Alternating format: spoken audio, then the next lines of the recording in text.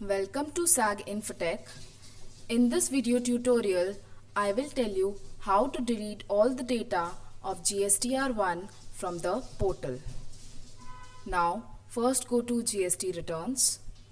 Click on GSTR1 button. Select the month, the client.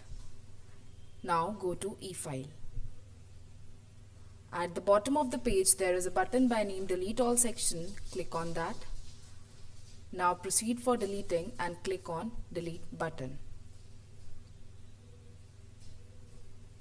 Enter the CAPTCHA. Click on Process. Please wait. Now this pop-up is showing that do you want to request for latest data zip file?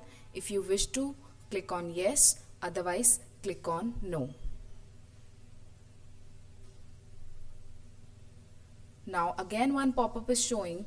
This shows that your request for generation has been accepted. Kindly wait for 20 minutes.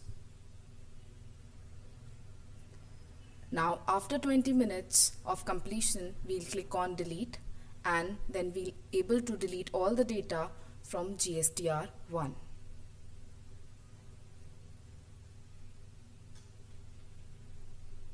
File generation is in process. Thank you.